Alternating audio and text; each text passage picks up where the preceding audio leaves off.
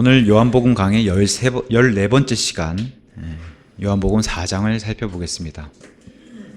요한복음 3장에 들어서면은 니고데모라는 사람과 예수님이 대화를 하는 모습이 그런 모습으로 시작을 하게 됩니다.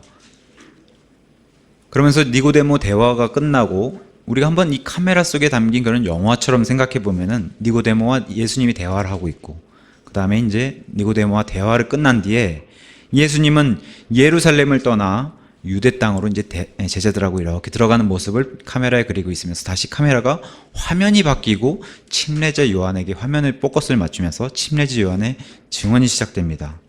그러면서 이 구약의 위대한 대언자 침례자 요한의 마지막 증언을 보여주고 있습니다.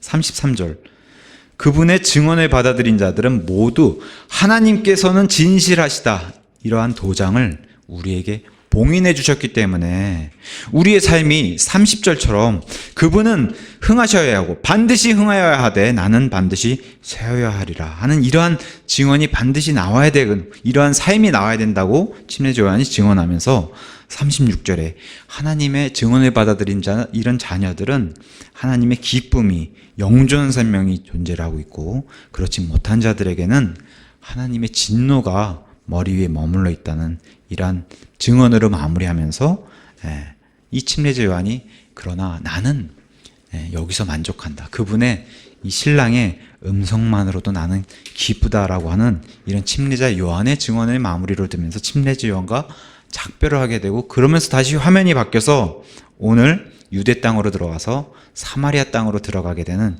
예수님을 그려주고 있습니다.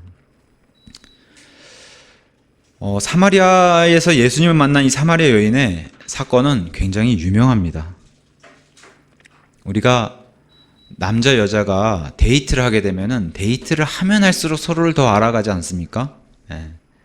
제가 제 아내를 교회에서 청년부 시절에 만났는데 연애할 때는 제 아내가 저를 굉장히 좋아했어요.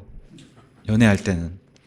지금은 제가 아내를 더 좋아하는 것 같아요. 지금은, 결혼 후에는. 결혼 전에는 아내가 굉장히 저한테 순종적이었는데 지금은 제가 순종하게 되는 그런 모양새가, 결혼하게 되니까 아내가 좀 무서워졌어요. 어쨌든 이런 결혼 생활을 통해서 누구보다도, 세상의 어떤 사람보다도 제가 제 아내를 가장 잘 알아요. 가장 깊이 알고.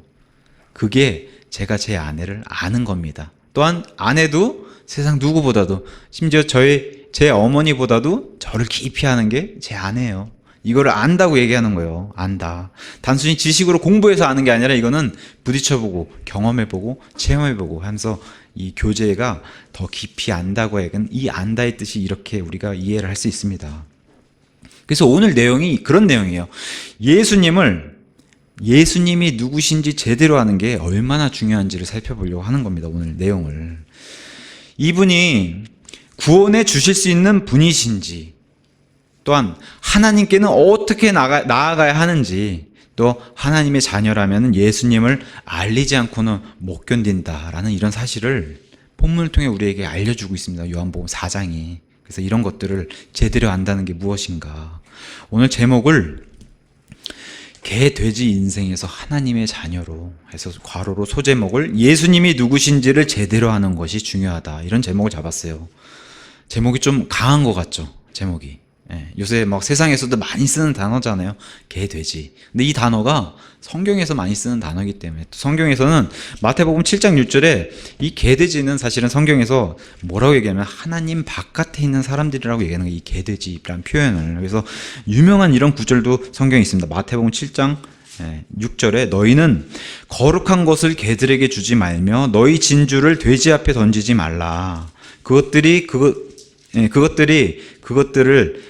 자기들의 발밑에서 짓밟고 다시 돌이켜 너희를 찢을까 염려하노라. 또 요한계시록 22장 15절에 가서 보시면은 하나님 바깥에 있는 그러한 존재를 개라고 표현하고 있습니다. 이 진짜 개, 돼지를 얘기하는 게 아니라 그러한 사람들을 얘기하는 거예요. 짐승 같은 사람들을 얘기하는 겁니다. 근데 우리가 다 알다시피 죄인은 다 누구나 개, 돼지의 인생을 살 수밖에 없다. 이 땅에 태어난 존재는. 그렇게 얘기하는 거예요, 성경이.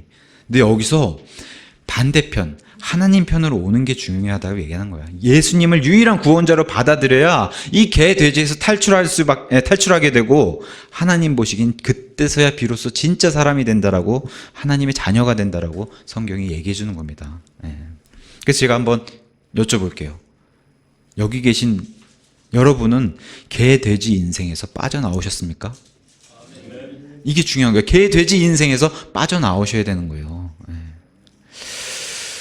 여기 사람들 눈을 피해서 우리가 요새 흔히 얘기하는 은둔형, 은둔하고 왕따로 지내는 이런 사마리아 한 여인이 등장을 하게 됩니다. 세상으로부터는 손가락질 당하는 여인이에요. 삶이 비천합니다. 어찌 보면 참 쓰레기 같은 삶을 살고 있는 그런 굴곡진 인생이라고 할 수 있습니다. 세상 사람이 보기에도. 더군다나 유대인은 이방인들보다도 더 싫어했던 존재가 바로 사마리아 사람이에요. 왜? 배은망덕했다고, 배신자라고. 우리가 아는 사람이 배신하면 더 뼈 아프지 않습니까? 마음이 더 아프고. 그러한 존재들을 사마리아 사람들이기 때문에 이 유대인들은 이방인을 개돼지 취급하는데, 왜냐? 하나님 바깥에 있는 사람이라고 생각했기 때문에. 근데 이방인보다도 더 싫어했던 사람들이 이 사마리아 사람들이에요.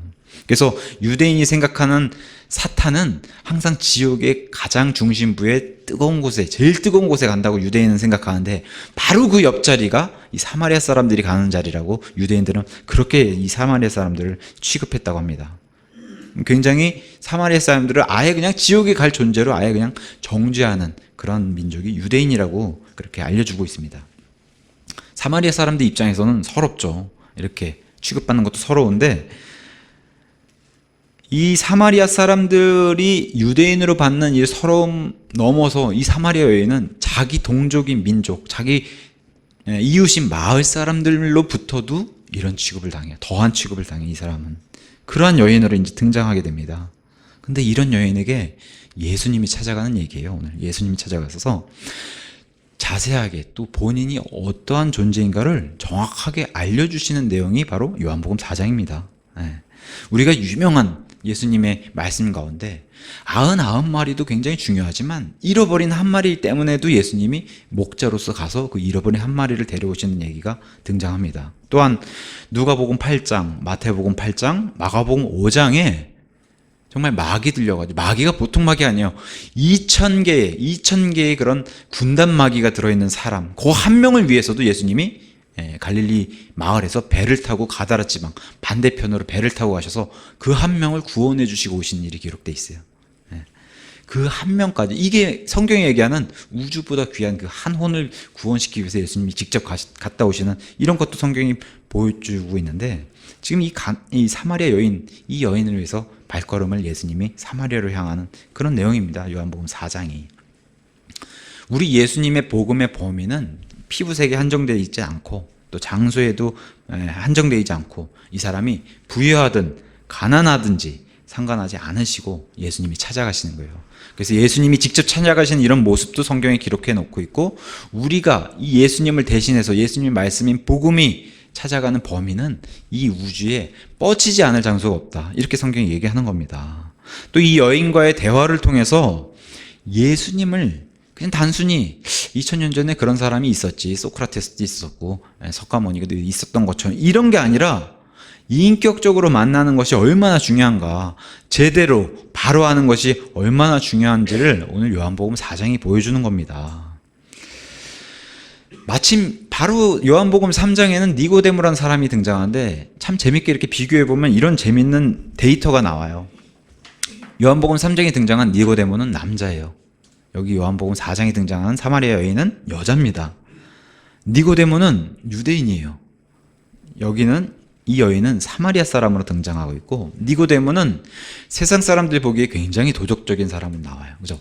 깨끗하고 생활이 깨끗한 그런 사람으로 등장하고, 세상 사람들이 보기에 이 여인은 비도덕적인 인간으로 등장해요. 비도덕적인 인간. 니고데모는 굉장한 지식인이잖아요. 학자고 박사고 지도자고. 근데 여기 지금 여인은 비천한 비지식인으로 등장합니다. 니고데모는 명예가 높은 사람이었어요. 또 세상 권세가 있는 자로 등장하고, 이 여자는 낮은, 그죠? 비천한 자로 등장하게 됩니다. 반면에 또 니고데모는 몰래 세상 사람들의 눈을 피해서 밤에 예수님을 찾아왔는데 여자는 어떻게 돼요? 낮에 만나요, 예수님이. 그런 상반된 모습도 보여주고 있고, 니고데모는 자기가 원하는 게 뭔지 잘 모르는 사람으로 등장해요. 근데 사마리아 여인은 자기가 원하는 게 뭔지 잘 아는 사람으로 등장합니다. 니고데모는 예수님께 반론을 펴지 않아요. 전혀 예수님과 논쟁을 벌이지 않아요. 근데 이 여자는 적극적으로 논쟁을 펴요.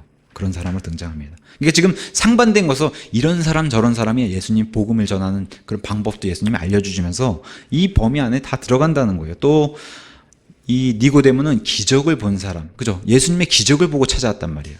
보이는 걸로 찾아왔어요. 이 여자는 전혀 기적을 보지 않았어요. 예수님이 순수하게 말씀으로만 전해요. 그런 사람으로 등장하고 있고, 재미있는 것은 니고데모는 예수님을 찾아왔어요. 그죠? 자기 발로 찾아왔어요. 지금으로 따지면 교회로 찾아온 거나 마찬가지인 모습을 보인 사람이 니고데모인데, 사마리아 여인은 어떻게 돼요? 교회로 찾아온 게 아니라 예수님이 찾아갔어요. 말씀이 찾아갔어요. 복음이 찾아갔어요. 우리가 전달해주는 그런 모습으로 보면은 좋은 예로 등장하게 됩니다. 또 니고데모는 하나님의 왕국에 대해서 그 주제를 들어서 이제 대화를 했다면은, 이 여인은 물에 관련된 얘기로 이제 그 주제를 삼아서 예수님과 대화를 했습니다. 다만 공통점이 있어요. 세상 것에 만족을 못 느끼는 사람으로 등장해. 둘 다 만족을 못했어요. 니고데모도 사마리아 여인도 만족을 못한 사람으로 등장하고, 또 하나의 공통점은 뭐예요? 하나님의 말씀, 예수님의 말씀을 듣고 변화가 생긴 사람으로 등장합니다. 둘 다. 둘 다 구원받았다는 얘기죠. 그래서 이러한 것을 통해서 모든 사람에겐 복음이 필요하다는 걸 알려주는 거예요. 남자든 여자든 비천하든 부유하든, 지식이 많든 많지 않든, 도덕적이든 도덕적이지 않든 모든 사람에게 복음이 필요하고, 예수님께서 찾아오든 예수님이 찾아가든 말씀에 찾아오든 교회에 오든 아니면 가서 전달하든 이런 사람들을 통해서, 더군다나 예수님이 이 여인과의 대화에서는 정말 그 고귀한 말씀을 하시는 게 아니라 일상 대화를 통해서 전도를 하시는 그런 모습을 볼 수 있어요. 그래서 그렇게 해서 복음을 어떻게 전달하시는지, 예수님이 어떤 분이신가 자신을 잘 소개시켜줘요. 바로 아는 것, 이런 것. 그래서 또 하나 중요한 것, 또 여인을 통해서 중요한 내용을 하나 전달하는데, 하나님께서는 바르게 예배하시는 그런 예배자를 찾는다. 이 여인을 통해서 얘기해 주신 게 그런 귀한 내용도 들어있습니다. 먼저 1절에서 3절을 가서 보시면은, 그러므로 예수님께서 요한보다 더 많이 제자를 삼고 침례를 주셨다는 말을 바리새인들이 들은 줄을 주께서 아시고, 그러나 예수님께서 친히 침례를 주시지 아니하시고 그분의 제자들이 주었더라. 유대를 떠나 다시 갈릴리로 떠나가실 때 이렇게 기록해 주고 있습니다. 침례자 요한이 이스라엘을 막 뒤집어 놓은 그런 인물이기 때문에 종교 지도자들이 이 침례자 요한을 주목하고 있었는데, 전혀 새로운 인물이, 예수님이라는 이 새로운 인물이 등장해서 이제는 침례자 요한보다 침례자 요한의 제자들까지도 다 예수님께로 옮겨가는, 굉장히 제자들이 지금 구원받은 성도가 늘었다고 얘기하는 게 아니라 제자들이 늘었다고, 굉장히 중요한 의미인데, 제자들이 굉장히 많이 예수님께 이렇게 옮겨지는, 그래서 하나님의 일들이 흥황하고 있는 이런 일들을 보여주고 있으면서, 종교 지도자들, 바리새인들, 서기관들, 율법 박사들이 침례자 요한이 이 침례를 사람들에게 베푸는 걸 탐탁지 않아 했어요. 도대체 무슨 권위를 주냐? 우리가 줘야 되는데 왜 네가 주냐? 이제 이런 식으로 예수님께도 반론하고 그랬는데 탐탁지 않아 했어요. 왜냐면 이런 권위는 자기들이 받아야 되기 때문에, 자기들이 누려야 되는 권력인데 이런 걸 침례자 요한이 베풀고 있으니. 근데 이제 백성들이 많이 따르니까 그 백성들의 눈이 두려워서 함부로 얘기는 못하고 끙끙 앓고 있는 그런 와중에 지금 예수님께 침례 받는 사람이 더 늘어나니까 지금 그거를 주목하고 있다. 근데 이러한 사실들을 예수님이 다 알고 계시다. 이런 걸로 이제 출발하게 됩니다. 요한복음 4장이.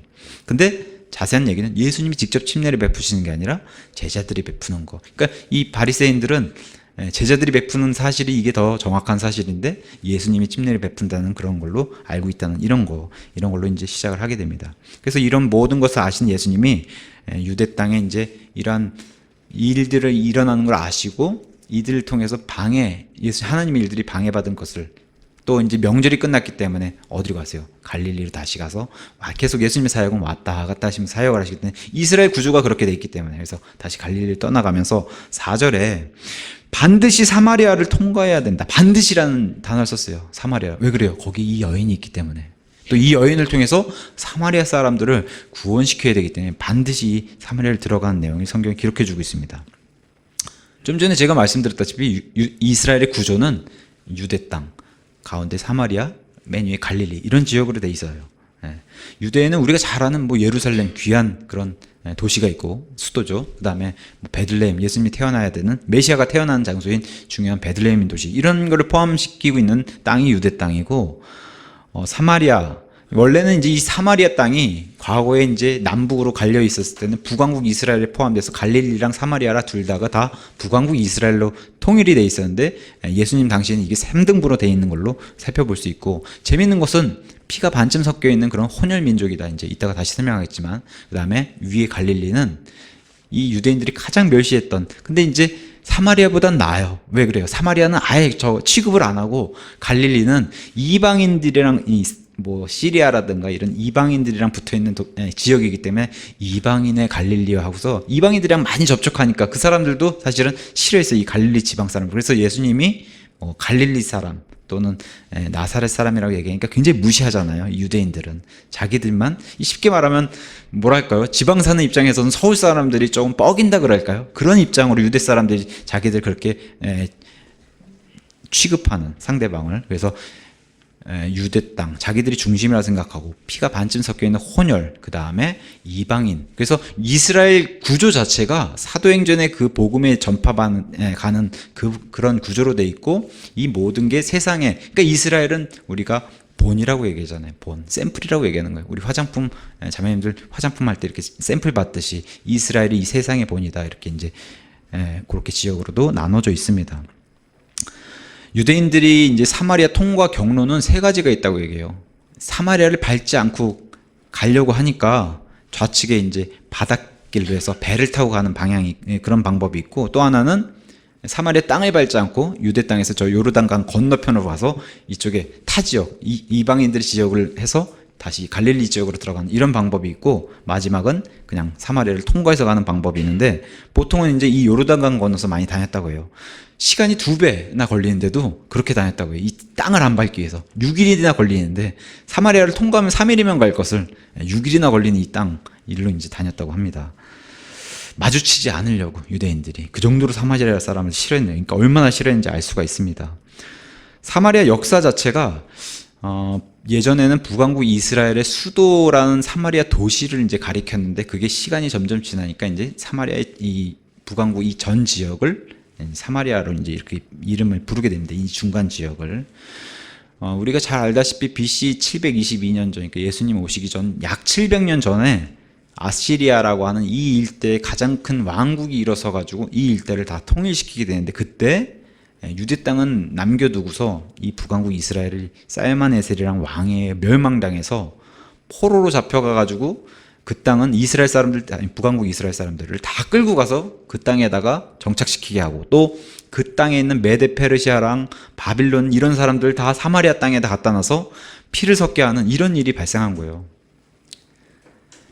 그래서 혈육이 섞이는 이런 혼혈이 발생했는데 그 이후에 100년이 지나고 우리가 잘 알다시피 남왕국 유대도 바빌론 포로에 의해서 끌려가서 이제 포로 생활을 했었는데 유대 사람들이 자랑하는 게 있잖아요. 우리는 안 섞었다. 우리는 유대인들끼리 어떻게 해서든지 결혼해서 이 핏줄을 이 계보를 지키려고 애를 쓰고 그걸 지켜냈어요. 유대인들이. 그래서 사마리아 사람은 너무 쉽게 그렇게 피를 섞은 거에 대해서 저주를 하고 어떻게 하나님의 선민이라 너희는 이제 선민의 자격이 없다라고 그래서 선민의 자격을 박탈시킨 이런 일이 700년 진행이 된 거예요. 700년. 그러니까 700년 동안 그렇게 살아온 사람들이니까 얼마나 이게 같이 어울리기가 힘들겠어요. 700년 전통이 되니까 700년. 그러니까 상종을 안 한 그런 같은 지역에 인근 지역에 살지만 다른 나라처럼 생각을 한 거예요. 이 사마리아 사람이랑 유대인들하고. 그러니까 개 돼지 취급을 하는 겁니다. 이 유대인들이. 이스라엘로 인정하지 않고 배척을 했습니다. 근데 예수님은 반드시 사마리아 지역을 통과해야 되는 그런 상황을 벌어지니까 예수님은 통과하셨어요. 예수님이 찾아가시고. 아까도 말씀드렸다시피 예수님은 인종, 뭐 배경, 지역, 심지어는 뭐 좌파, 우파 이념에도 상관없이 예수님 복음은 다 필요합니다. 우리도 늘 바라잖아요. 지금 뭐 이렇게 대한민국에 벌어지고 있는 이 이념 전쟁에서 좌파들이 하나님 말씀 받아들이고 아니면 하나님 믿는다고 한 사람들이 그쪽 편에 있으면은 올바로 돌이켜서 오기를 바라잖아요. 그런 얘기 있잖아요. 좌파 탈출은 지능순이다. 그죠? 그런 얘기도 세상 사람들이 하고, 그리스도인이 우파에서 좌파로 간 사람은 없다는 거예요. 좌에서 그러니까 우로 온 사람들은 있을지언정 우에서 좌로 가는 사람들은 없다, 이렇게 얘기할 정도로. 그게 옳은 건지 이제 아니까 와본 사람은. 자, 여기 근데 이제 복음이 이제 예수님이 전달하러 가는데, 여기 등장한 여인은 이방인들보다 더 홀대받는 그런 사마리아 여인이잖아요. 마을 사람들로부터. 남편이 너무 많이 바뀌어, 어떻게 보면 참 이 문란한 생활한 그런 여인으로 등장하는데, 이 여인에게 복음을 전하러 가십니다. 그래서 우리 생각에는, 또 여기 제자들 생각에는, 유대인 입장에서는 예수님이 저런 사람들하고 얘기 좀 안 했으면 좋겠는데, 그런 마음에 들 거 아니에요, 제자들 입장에서도. 그리고 우리 입장에서 사람이라면은 글쎄요, 저런 사람은, 그죠? 근데 하나님의 생각은 우리랑 다르다는 거예요. 하나님의 생각은 우리와 다르고, 하나님의 길이 우리의 길과는 다르다는 거예요. 그거를 오늘 알려주시는 거예요. 왜냐? 요한복음 22장 24절 25절에 하나님은 모든 사람을 아시고 모든 사람의 속을 아시는 분이시다. 이 예수님이 하나님이시기 때문에. 그래서 침례자 요한의 증언처럼 그분의 증언을 받아들인 자들이 누구신지 아시기 때문에 그 자에게 찾아가시는 겁니다, 예수님이. 그러면서 5절에 그때 수가라 하는 사마리아 도시에 이르셨는데, 이곳은 야곱이 자기 아들 요셉에게 준 땅의 구역에 가깝더라, 이렇게 이제 지역을 설명해 주고 있어요. 여기는 이제 에바라이라고 하는 산과 그리심산이라고 하는 그 중간 평야 지역에 있는 수가라는 도시가 있는데, 야곱이 자기 형 에서의 장자권을 이제 훔쳤잖아요. 훔쳐가지고 그것 때문에 이제 자기 외삼촌 라반에게 가 있다가 거기서 이제 이 레아와 라헬이라고 하는 여인들, 아내들을 얻고 고생하죠. 그래서 돌아왔는데 형이 자기가 장자권을 빼앗은 거에 두려워서 형을 만나러 갈 때 얼마나 떨려 해요. 자기가 앞서서 이제 자기 아내들을 이렇게 대동해가지고 가고 맨 앞에 형을 만났을 때, 근데 형이 흔쾌히 받아주잖아요, 이 야곱을. 그러면서 처음 정착한 장소가 바로 이 장소예요. 처음 정착한 장소가 이 장소고, 그래서 창세기 33장 18절과 19절이 나옵니다. 또한 이스라엘 강력한 지파, 12아들 중에 강력한 지파가 바로 요셉이에요. 요셉이란 지파가 강력한 지파로 등장하기 때문에 요셉이 상속을 2배를 받아요, 다른 아이들에 비해서. 그래서 이 상속 2배 받는 내용이 창세기 48장 22절에 등장하면서 이 땅을 상속물로 주게 돼요. 그래서 자신들의 아버지 아브라함, 그다음에 이삭, 야곱, 이 사람들은 마므레 평야의 막벨라 굴이라는 데에 다 가서 장사를 지내는데, 여기 지금 이 수가 요한복음 4장에 나온 이 지역은, 요셉이 받은 이 지역은 요셉이 묻힌 땅으로 등장해요. 아버지랑 다르게 요셉은 여기 묻혔다고 여호수아 24장 32절에 등장하게 됩니다. 그러니까 요셉의 상속 땅이에요. 그걸 자랑을 여기는 거예요, 이 사마리아 사람들이. 그러면서 이 지역에 도착했는데 이제 제자들이 먹을 게 없으니까 먹을 걸 사러 갔다고 8절에 얘기해 주면서 6절과 7절에 이렇게 진행을 해요. 이제 거기에 야곱의 우물이 있더라. 그런즉 예수님께서 여행에 지치셨으므로 우물에 그대로 걸터 앉으시니라. 때는 6시쯤이더라.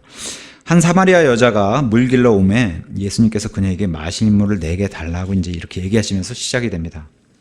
우리가 유대 시간 6시를 알려면 6시는 지금의 우리가 6시가 아니라 6시간 차이가 나니까 낮 12시입니다. 낮 12시니까 얼마나 덥겠어요.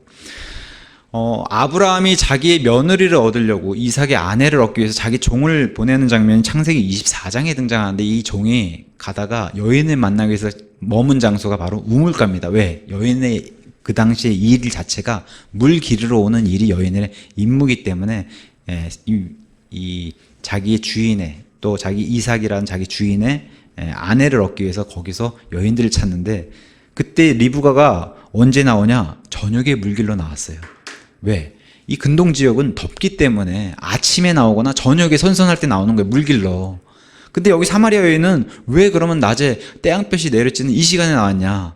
사람들이 눈을 피해서 이 시간에 나왔다는 거예요. 사람들이랑 섞이기 싫으니까, 그 시선이 느끼기 싫어서, 이 사람이 떳떳지 못한 인생을 살고 있기 때문에 사람들이 눈을 피해서 이 아무도 물 길러 오지 않는 그 시간에 이제 이 여인이 나온 걸로 이렇게 성경이 그려주고 있습니다.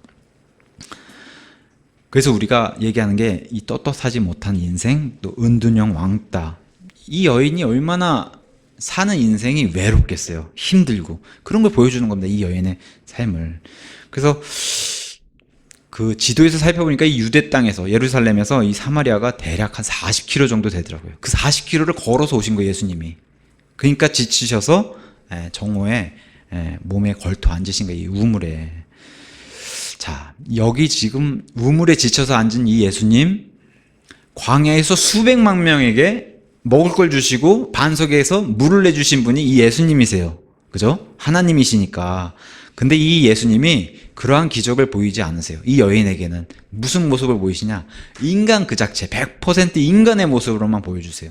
그러니까 지쳐있는 모습, 그 모습을 보여주시면서 접근을 하게 되는데, 니고데모가 예수님을 봤을 때는 막 기적을 성전에서 보여주셨거든요. 그런 모습과는 상반된 모습을 보여주시는 거예요. 이 여인에게는 그 니고데모가 본 모습은 하나님의 모습이었고, 여기 여인에게는 사람, 100% 참 사람의 모습으로 접근을 하면서 물을 요청하시잖아요. 목이 마르라고, 물을 달라고.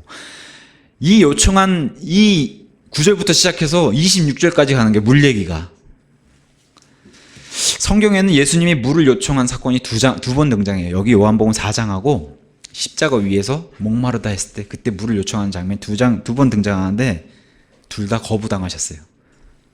이 요한복음 4장에서도 여인이 물을 줬다는 내용이 기록이 안 됐어요. 끝까지 안 줬어요. 그 다음에 십자가 위에서는 물을 달라고 목마르다 했는데 물 대신에 식초를 준 얘기가 등장해요. 그래서 어떤 주석가는 이렇게 재밌게 해놨어요. 설명을. 사람이 하나님을 대하는 태도가 이런 것이다. 하나님께서 원하시는데 거부하거나 원치 않는 걸 준다는 거예요. 사람은 하나님께. 그런 모습으로 이걸 재밌게 설명해 놨더라고요. 여자가 불쾌해요. 사마리아 사람들도 자존심이 있는 거예요. 그래서 9절에 이런 대답이 나옵니다. 그때 사마리아 여자가 그분께 이르러 당신은 유대인이면서 어찌 사마리아 여인이 내게 마실 물을 달라 하시네이까 하니 이는 유대인이 사마리아 사람과 상종하지 아니하기 때문에 이런 일을 기록해주고 있습니다. 근데 예수님이 이 금기를 깼다는 거예요. 사마리아 여인에게. 지금 700년 동안 전통과 관습으로 구습으로 이 사람들은 서로 상종하지 말아야 될, 서로가 그렇게 생각하는데 예수님이 지금 그 금기를 깬 겁니다.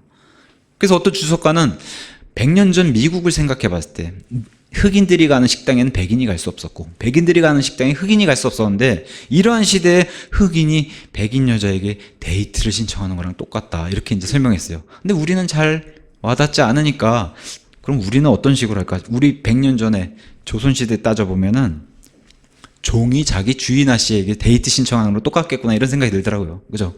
금기를 깨는 거, 이런 걸 지금 예수님이 하신 겁니다. 근데 예수님이 10절에 이렇게 얘기하세요. 예수님께서 그녀에게 대답하여 이르시되 내가 만일 하나님의 선물을 알고 또 내게 마실 물을 내게 달라 하는 이가 누구인 줄 알았더라면 그에게 구하였을 것이요 그가 내게 생수를 주었으리라. 이것을 모른다는 거예요. 아는 게 중요한데 뭘 예수님이 던지시냐? 하나님의 선물을 아느냐. 로마서 6장 23절에 하나님의 선물은 이렇게 설명하고 있어요. 죄의 삭슨 사망이나 하나님의 선물은 예수 그리스도 우리 주를 통해 얻는 영원한 생명이니라. 이게 하나님의 선물이라는 거예요. 에베소서 2장 8절에 너희가 믿음을 통해 은혜로 구원받았나니 그것은 너희 자신에게 난 것이 아니요 하나님의 선물이니라. 사도행전 2장 38절 그러므로 너희가 회개하고 죄들의 사면을 받으라. 그리하면 성령님을 너희에게 선물을 주리라. 이게 하나님의 선물이라는 거예요. 값없이 거저 믿음으로만 얻게 되는 이 선물을 너는 아느냐라고 이제 예수님이 이 선물에 대해서 설명하기 시작합니다. 물을 끄집어내서 주제로 삼으시면서. 그래서 계시록 21장 6절에 성경을 마무리하면서도 이 물에 대한 얘기를 끝까지 가지고 가세요. 그래서 21장 6절에도 이렇게 돼 있어요. 또 내게 이르시되 다 이루어졌도다. 나는 알파와 오메가여 시작과 끝이라. 내가 목마른 자에게 생명수의 샘에서 값없이 주리라. 그래서 22장 마무리하시면서 또 이렇게 얘기해요. 목마른 자도 올 것이요 또 누구든지 원하는 자는 값없이 생명수를 취하라. 이렇게 해서 초청하시는 일에 성경을 마무리해주고 있는데 지금 이 여인에게도 너가 지금 물을 달라 하시면서 하나님의 선물을 아느냐. 또 하나는 마실 물을 내게 달라는 지금 눈앞에 보이는 내가 누군지 아느냐. 지금 아는 것이 중요하다. 모르고 있기 때문에 아는 것이 중요하다고 얘기하는 겁니다. 예수님이. 침례주 요한은 이분에서 뭐라고 증언했어요? 이분은 성령님으로 침례를 주시는 분이시다. 아는 것이 중요한 것이다. 우리가 잘 아는 요한복음 17장 3절에 뭐라고 얘기합니까? 영생은 이것이니 곧 그들이 유일하신 참 하나님인 아버지를 아는 것이 중요하다. 또 이 참 하나님인 아버지께서 보내신 자 예수 그리스도를 아는 것이 중요한 것이다 라고 얘기해요.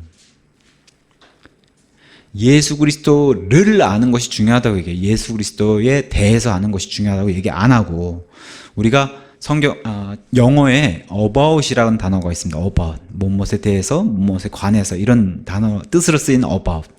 예수님을 about해서 알면 안 된다고 얘기하는 거예요. about이란 뜻은 무엇에 대해서라는 뜻도 있지만 대략 뜻도 있어요. 약, 그걸 다 채우지 못한다는 거예요. 그죠? 이런 사람은 예수님을 이렇게 알면 안 된다는 거예요. 예수님을 100% 알아야지 95%, 97% 알면 안 된다고 얘기해요. 이렇게 about으로 아는 사람이 사도행전 26장 28절에 등장해요. 아그리빠 왕에게 사도 바울이 복음을 전했어요. 왕에게. 그러니까 아그리빠 왕이 그 복음을 듣기를 기뻐하다가 뭐라고 얘기해요? 견디지 못하고 나중에 당신의 말을 들으니까 내가 거의 그리스도인이 될 뻔했다. 거의란 표현을 써요. almost. 그게 about이에요.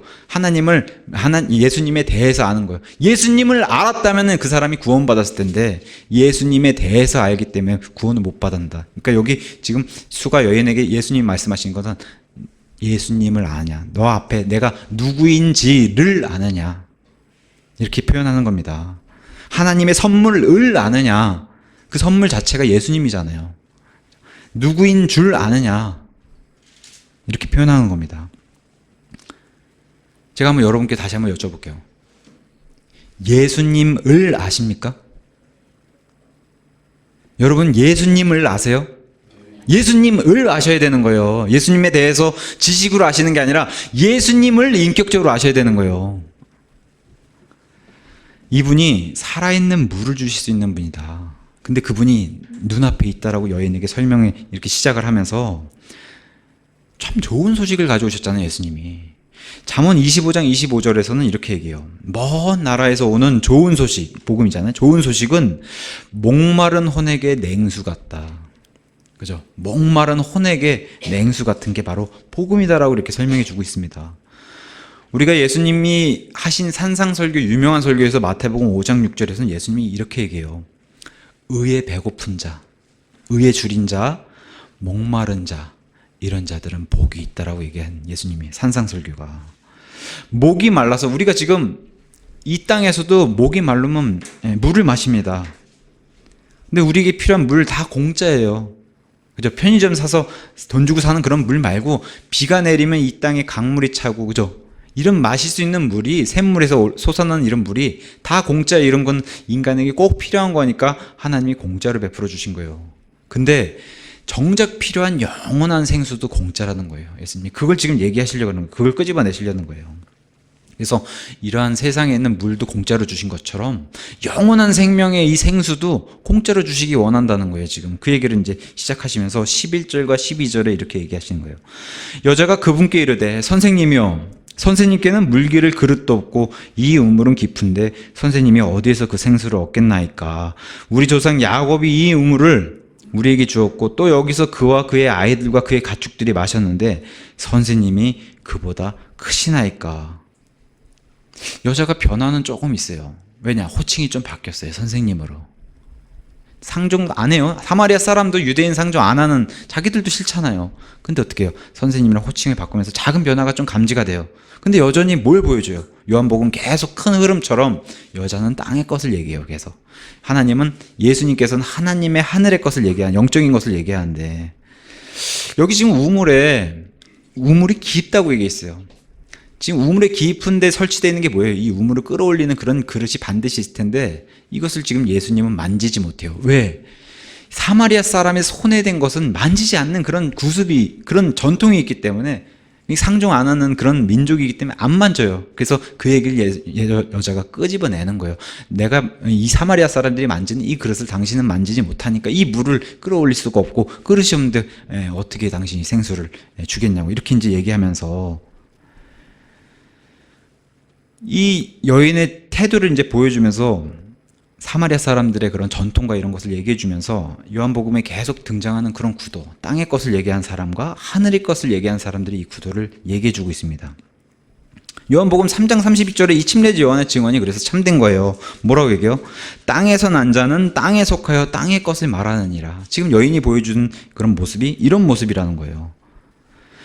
과거 요한복음 2장에서 지금 쭉 진행되어 있는 모습들이 이런 거잖아. 성전을 헐라고 했는데 사람들은 야, 저 건물 허물어서 저걸 다시 짓겠다고? 이런 시선하고, 예수님은 그 성전이 자기의 몸이기 때문에 십자가에서 살려서 부활한 자기의 그 영적인 일을 얘기한 이런 내용들, 또 니고데모에게 다시 태어나라고 해야 말씀을 하시니까 니고데모는 뭐라고 얘기해요?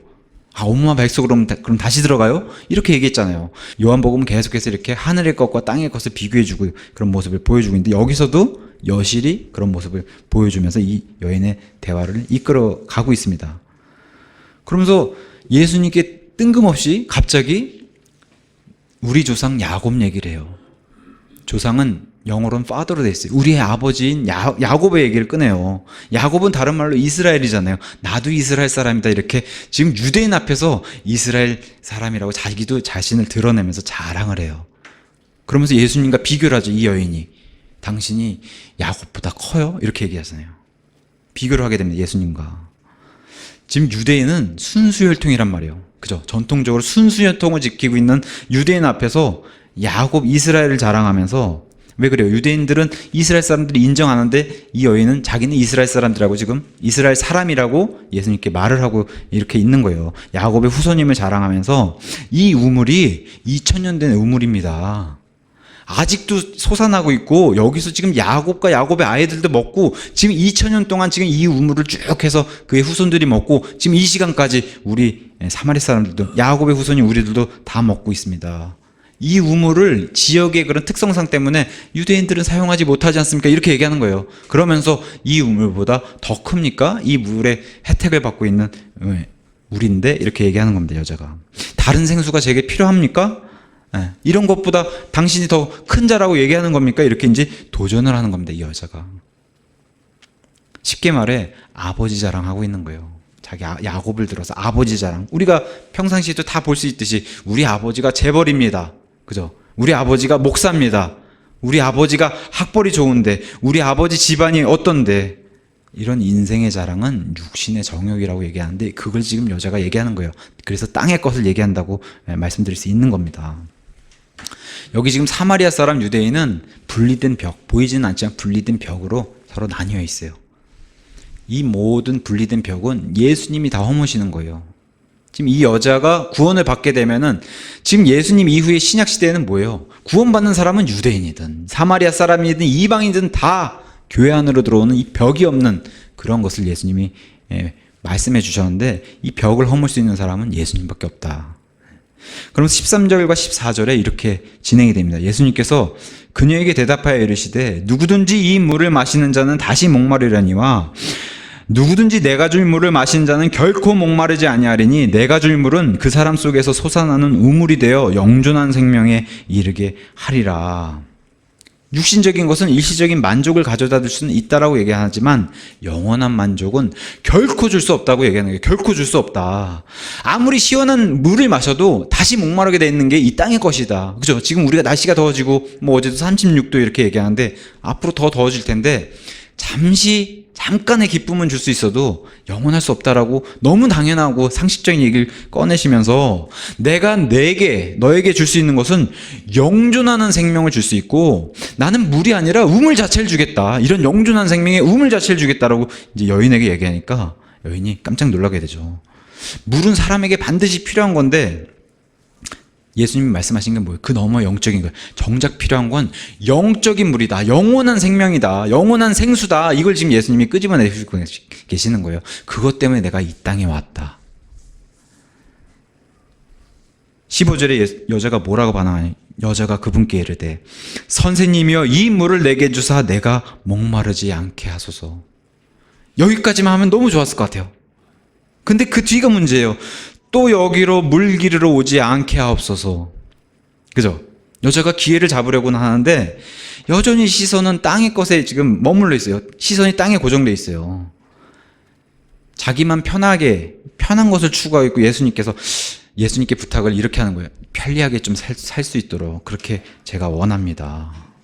근데 대부분의 구원받지 못한 사람의 시선이 여기 머물러 있는 거예요. 이거를 비난할 수 없어요. 모든 사람이 다 이러한 모습을 취하기 때문에. 그죠? 근데 예수님이 말씀하신 건 내가 이 땅에 온 것은 너를 편하게 해주려고 온 게 아니라 너에게 영적인 그 생수를 주려고 하는 진짜 둘째 사망의 큰 문제가 걸리기 때문에 그것을 해결해 주려고 왔다라고 얘기하는 거예요, 예수님이. 너무 답답한 일이지만 이러한 일은 영적으로 분별된 일이기 때문에, 그래서 고린도전서 2장 14절에 사람이 육신으로 느끼는 세상 사람들, 영이 다르기 때문에 그렇게 느낀다는, 영적으로 분별되어 있기 때문에 답답하지만 구원받은 사람이 그 입장을 이해해야지 구원받지 못한 사람이 구원받은 사람을 이해할 수 없다는 거예요. 이 사람들에게 가서 천국 얘기해봐야 구원받지 못한 사람들이 허황된 얘기로 여기고 예수님 찬양하고 이런 모습이 이해 안 되는 걸로 그렇게 느낄 수밖에 없기 때문에 그 입장에서 우리가 시선을 낮춰서 봐줘야 된다. 예수님이 지금 그 시선으로 낮춰서 이 여인을 보면서 계속해서 끌어오지 않습니까? 그러면서 16절에 예수님께서 그녀에게 이르시되 가서 내 남편을 부르고 여기로 오라. 너랑 얘기가 통하지 않으니까 남편 불러오라. 이런 얘기가 아니라 예수님이 그렇다고 해서 뭐 어려운 지옥 얘기, 너 그러다가 지옥 가, 이렇게 얘기 꺼내는 것도 아니에요. 지금 이 여인을 심판하려고 하는 게 아니라 예수님의 초림의 목적인 선물을 주고 싶어 하시는 모습을 보여주는 거예요. 가서 남편을 데려와라. 왜? 여기서 지금 하나님이 모습을 드러내는 거예요. 하나님의 그런 권능을 드러내면서 내가 너의 문제가 무엇인지 정확히 안다.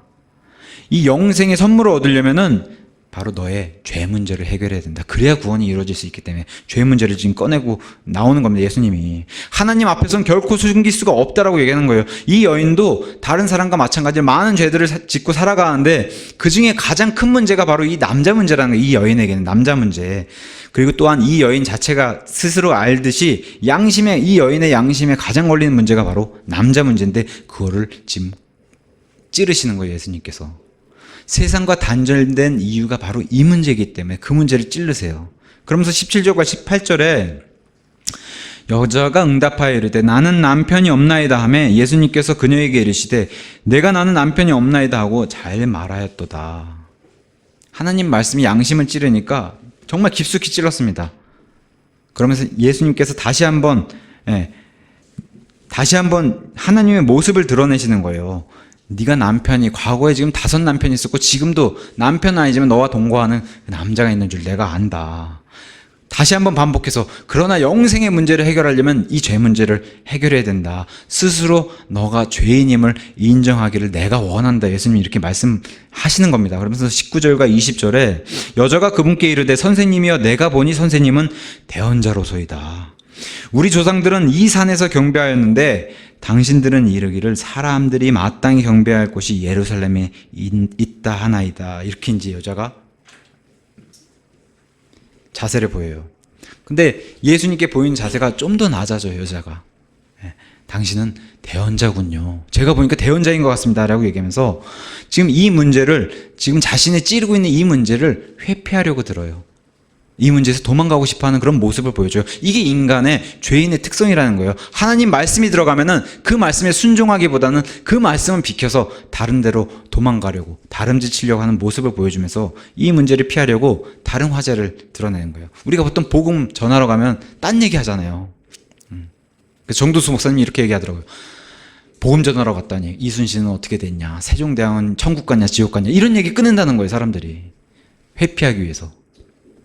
그래서 화제를 돌리는 이런 여자의 모습. 근데 제법 종교적인 화제로 돌려요. 거저주의 주시는 그런 구원을 피하려고 안간힘 쓰는 그런 인간의 모습을 보여주고 있으면서 이런 모습이 과거 우리에게도 다 있었다는 거예요. 죄인이었을 상태에는. 그러면서 21절에 예수님께서 그녀에게 이르시되 여자여 내 말을 믿으라. 너희가 이 산에서도 아버지께 경배하지 아니하고 예루살렘에서도 경배하지 아니할 때가 이르느니라. 이 산에서도 예루살렘에서도 경배하지 아니하는 그런 신약 시대가 곧 열린다. 하나님의 경륜이 바뀌고 은혜의 신약 시대가 열린다. 이것에 대해서 일찍이 말라기서 1장 1절에서는 이렇게, 1장 11절에서는 이렇게 성경이 미리 얘기했어요. 해 뜨는 곳에서부터 해 지는 곳까지 이방인들 가운데서 내 이름이 크게 되며 모든 곳에서 내 이름을 위해 향을 드리고 정결한 헌물을 드리려니 내 이름이 이교도들 가운데서 크게 되리라. 만군의 주가 말하노라. 이런 일이 이제 벌어질 건데 미래에 지금 그 일을 예수님이 이 여인에게 동일하게 설명해 주고 있는 겁니다. 그러면서 22절에 유명한 구절을 얘기해요. 너희는 너희가 알지 못하는 것에게 경배하고 우리는 우리가 경배하는 것을 아노니 이는 구원이 유대인에게서 나기 때문이라.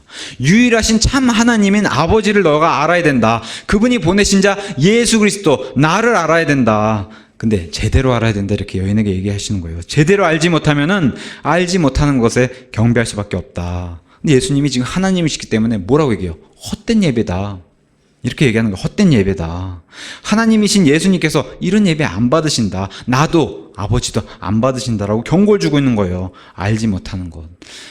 사도행전 17장에 가서 보시면 그리스 사람들이 자기 제우스서부터 이 여신들서부터 다 이렇게 경배 대상을 다 해놓고 그래도 혹시 빠뜨리는 신이 있지 않은가 해가지고 알지 못하는 신에게 이렇게 해놓고 섭섭하지 않도록 이렇게 만들어 놓은 그 이름을 보고 사도 바울이 경악하는 이런 일을 그려놓고 있는데 그런 거랑 동일하다는 거예요. 지금 알지 못한 신에게 너희가 누군지 알지 못하고 이렇게 예배드린 그런 이방인들 모습처럼 이런 모습 보이면 이건 헛된 예배다. 예배의 중요성을 예수님이 끄집어내시면서 우리가 드린 예배가 하나님 방식대로 드리는 게 중요하다. 이 시간에 우리도 하나님 방식대로 예배를 정말 드리고 있는지를 깊게 생각해 보면 좋을 것 같아요. 해답은 성경에 있기 때문에 그래서 성경이 중요하다고 얘기하는 거예요. 예배를 어떻게 드릴 수 있는지, 어떻게 드려야 하는지. 우리가 가지고 있는 성경이 그래서 왜곡되지 않고 첨가되지 않고 삭제가 없기 때문에 이 성경 안에서 예배를 정확하게 어떻게 드려야 되나 신약교회가 그걸 우리가 추구하고 참된 신약교회를 추구하는 겁니다. 우리는 올바른 교과서를 가지고 있기 때문에 그래서 하나님께 감사드리는 거예요. 그러면서 예수님이 말씀하신 거예요. 너희는 모르고 있고 아는 것이 중요한데 모르고 있고 우리 유대인은 안다. 너희 사마리아 사람은 모르고 우리 유대인은 안다.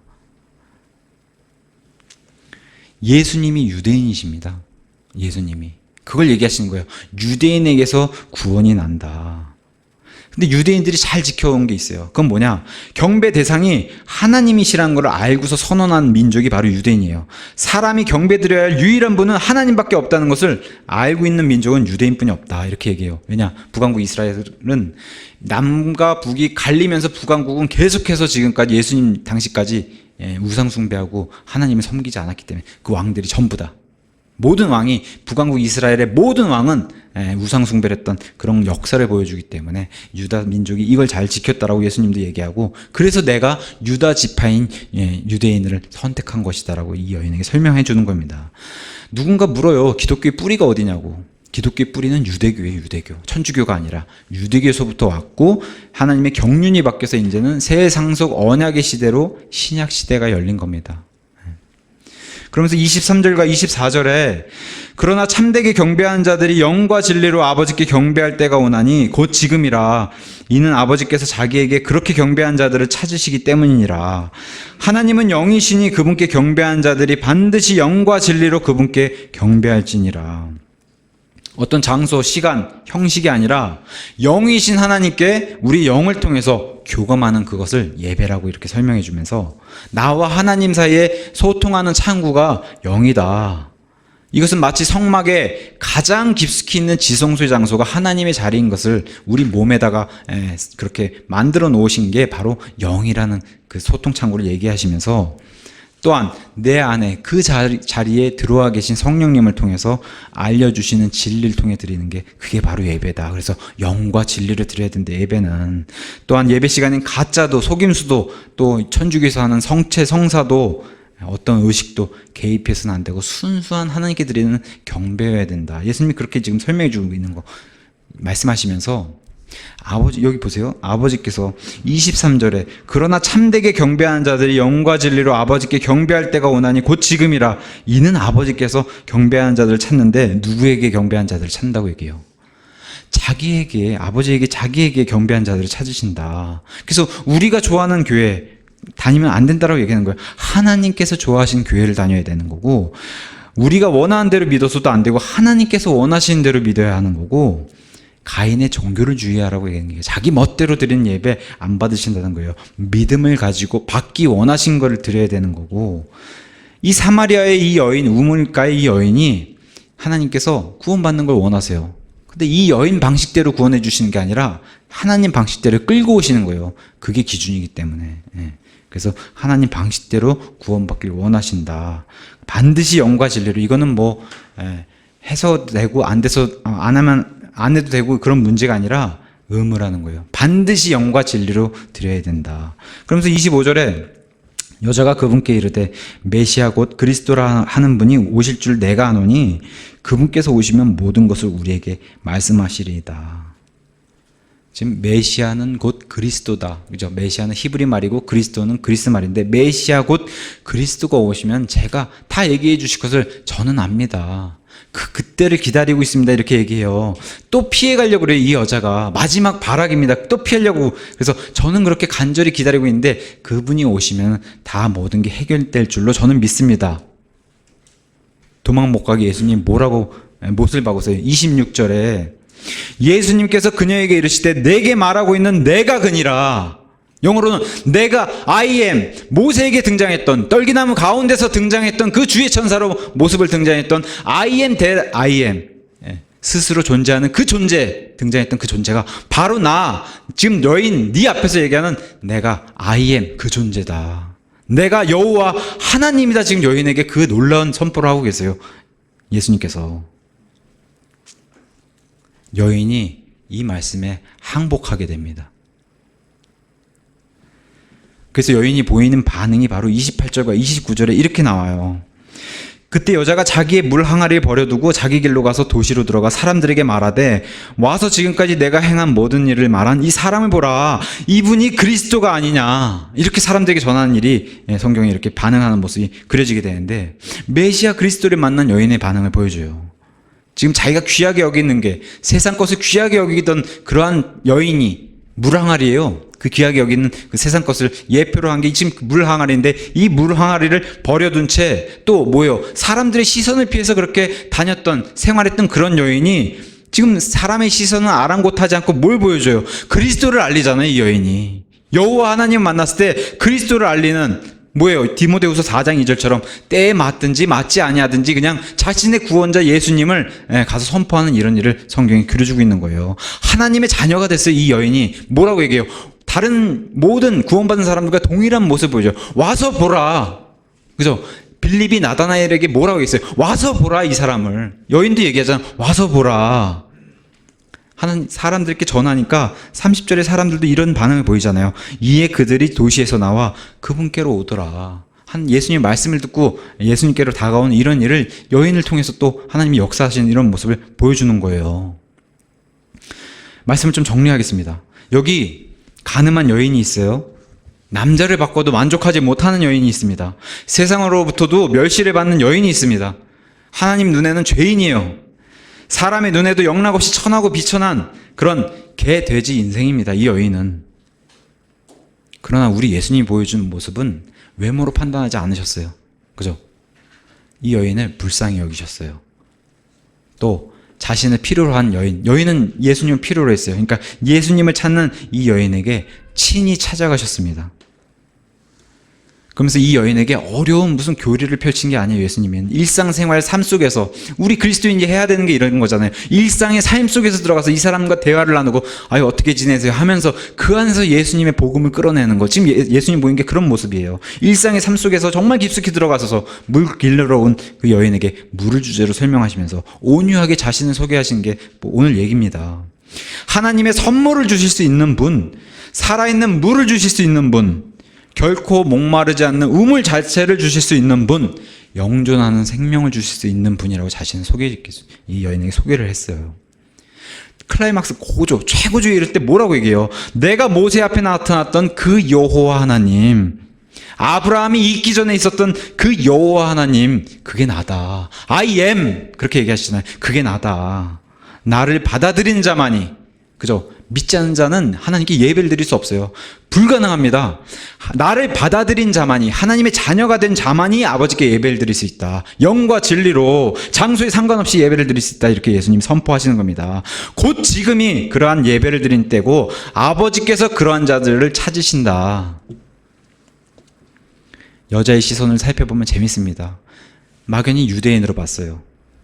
그러다가 선생님으로 보이기 시작하면서 선생님이 아니라 이분이 하나님의 대언자시구나. 근데 어떻게 나중에는 구원자이신 메시아로 알아본 순간 결국 예수님 앞에 모든 걸 항복했어요. 이 여자가 납작 엎드려서 굴복하는 이런 일을 보여주는 겁니다.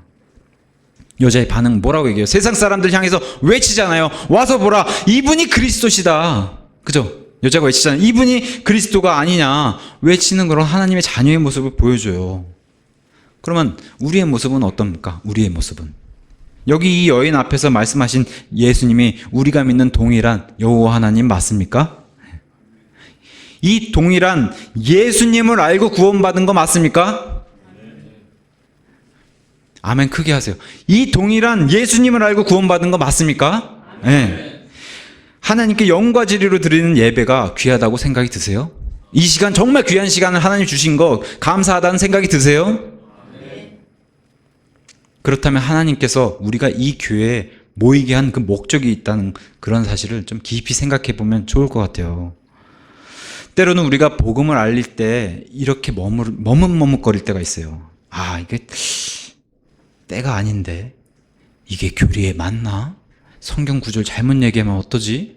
이게 말씀이 틀리면 어떡하지? 혹시 이런 생각 해보시진 않으셨어요? 근데 사마리아 여인의 교훈을 보라는 거예요. 이 여인을 한번 봐라. 또 성경에서 예수님을 만난 많은 사람들을 봐라. 전하지 않고 못 견디잖아요, 이런 사람들이. 예수님을 깊이 알지 못해도 자신의 구원자라는 사실 그 한 핵심을 그냥 전하잖아요, 이 사람들은. 그래서 이런 사람들을 좀 교훈으로 삼아서 때에 맞든지 맞지 아니하든지 내가 하는 유일한 구원자 예수님, 이걸 알릴 수 있는 기회가 분명 옵니다. 하나님 베풀어 주시는 기회가 와요. 그 기회를 기다리면서 때를 놓치지 않도록 기다리고 준비하면서 오늘도 최선을 다해 사는 우리 모두가 되기를 예수님의 이름으로 축원합니다.